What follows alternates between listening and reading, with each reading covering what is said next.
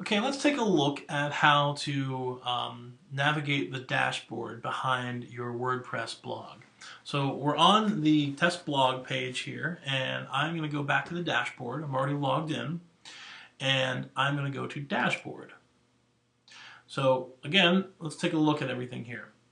This is dashboard, and you can see that it's highlighted in blue. When you are on something else, it will also highlight in blue, as you can see here.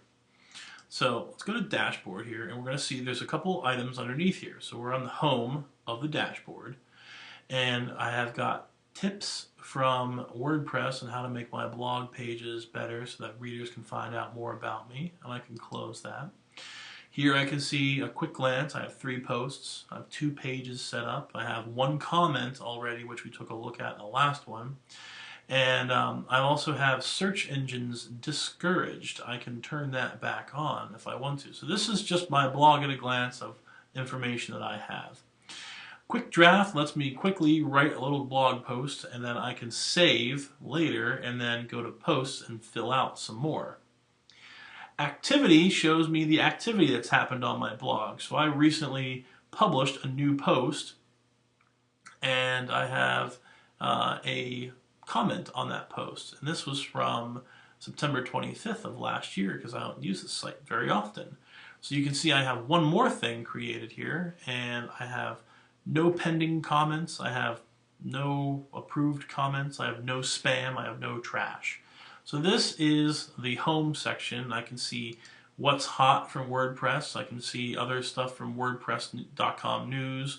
I can see other things that are being blogged about right now, top posts that are being shared, and I can also see the latest things that have happened on WordPress as at this moment. So how this works, is it all that great here? I really don't use this section too much, but you might want to use top blogs to find out what's going on WordPress to find other bloggers. But the idea for this is to create a blog that you can use.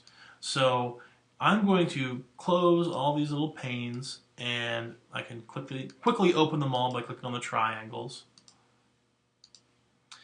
And I want you to refer back to my social media, my primary care and advanced social media guide, because this will help you figure out some of all the functionality here. So here we go. I can see the comments I've made. I can see the site stats, which are pretty basic. I can see how many people have come to my site and where they're coming from. A Kismet stats means it's just blocking spam. I can see all the blogs that I'm following, all the blogs that I made and all the blogs that I follow, and I can do a big search so I can go through everything there. I can also go to the store, which I can find brand new themes, premium themes. I can buy domain names. I can also do my upgrades and see my billing history. So let's check out store.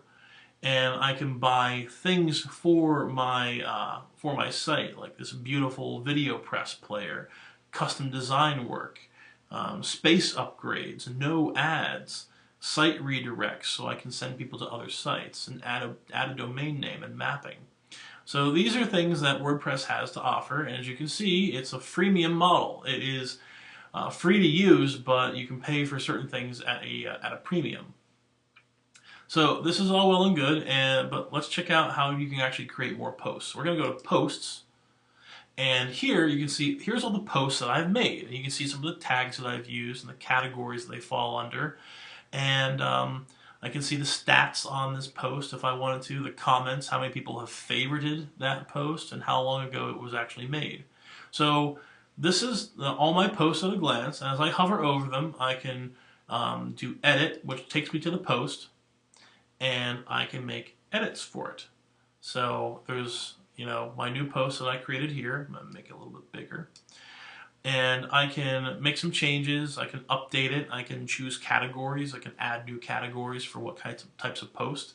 So if you are making a personal blog, you can have categories, which is like funny photos with me and the dog, so dog photos, or family photos, or maybe it's like family stuff, maybe it's cooking. So that's the idea of categories, is that you're going to categorize some of the posts that you have. That works really well for personal posts, for personal blogs. If you're doing healthcare, you might want to create categories such as health IT and primary care or SGR, things of that nature. If you're going to be talking a lot about those issues, you definitely want to create categories that can help organize all the different types of posts that you'll have. So you can easily do that by add new category, and you can just name something. So one thing in particular is advocacy, and I can create a bunch of posts under the advocacy category, and then I can, when people come to my blog, they can find everything by clicking on that. So I can also choose like parent categories, like so categories inside of categories, and I can also denote new tags. And tags are really helpful to find other like posts, like categories, but they're also relevant search terms when people look at your site as well. So I can make the updates, I can do all the different things I could before, and I can rename it Big New Post. I'm going to update it, and then I should see a little thing up here saying, hey, my post has been updated. I can view it, and you can see there it is. So remember that more tag I told you about? So this is actually on this particular post. I'm actually reading this whole post. I'm going to go to the front of my site, and there is the more tag working there. It just says, hey, continue reading, and that's where we put the more tag at. If I didn't have it there, the whole post would show up here. So that's where the more tag is really handy. So let's go back to the dashboard and let's go back to posts.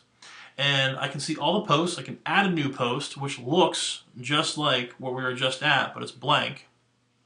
You can choose the categories, you can add tags, you can show likes and sharing buttons. And this is where this is where we can go to create a post. So second big post. And this is a post. So I can add new photos and media. I can add a poll if I wanted to. I can add a contact form, and you can set up all the form stuff here. And this is something that's a little bit, out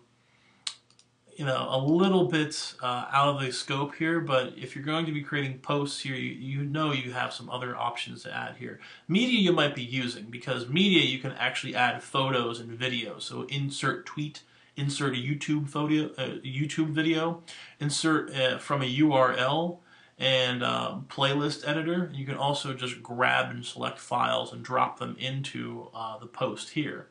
So we're going to publish this post as well. We're going to give it a category of health IT, and then I'm going to publish it. And I'm going to publish it, and it says, hey, you've created your 4th blog post. I can start editing stuff here. But there it is. There is my my post, and you can see I have 4 blog posts now. So let me go back to the front, and as you can see, it's posted under Health IT. So there's my categories. I can click on that, and I can see everything that's listed under Health IT, which this is the only one that has been posted under the category of Health IT. Let me go back, and I can see, all right, let's see about tags. This was tagged for the design, and this is the only post that's for, that has the design tag. So that's how tags and categories work for posts. Let's go back to the dashboard, and we are going to take a look at categories and tags back here. So right now I can create a whole bunch of categories and tags, and some of them have descriptions. So Health IT says Health Information Technology, and a slug is just the little term that WordPress uses to find your stuff in code format. Primary care says topics that concern primary care physicians or the specialty in general. So I can go in and make this, change this real quick, and I can edit it, and then I can change the tag description. So I'm going to go back, and I'm going to add, I'm going to edit uncategorized and rename it and say musings. Stuff that doesn't fit. I'm going to update that. And then what happens then is that now anything that I don't give a specific category to, it will just fall under musings. And I can quickly edit that and then just change the name of it. So that's what Quick Edit does. I can also view the categories and how they look on the blog. So I can add new stuff here. I can add new categories, and I can create parents. So if I wanted to do advocacy and primary care legislation, and I choose it as the parent would be advocacy. I can create a new category, and then it falls under the advocacy, and under advocacy it is a subcategory called primary care legislations. So as you can see, it's highly organized how you can create categories. So tags work very similar. You can just create new tags, and then you can also give a description for them as well. So what's the difference between having categories and tags? You can have multiple categories and multiple tags under those categories. So it's just a way to filter down your different types of posts. And if you're a power blogger and you use it a lot, you'll find that tags and categories are very helpful. And this last portion here is copy a post. And you can, copy a post and put it in here. Right now, it looks just like add a new post. But this is actually really helpful if you're copying from another blog and you're going to share stuff out here. So, yes, that's how you write posts on a WordPress installation.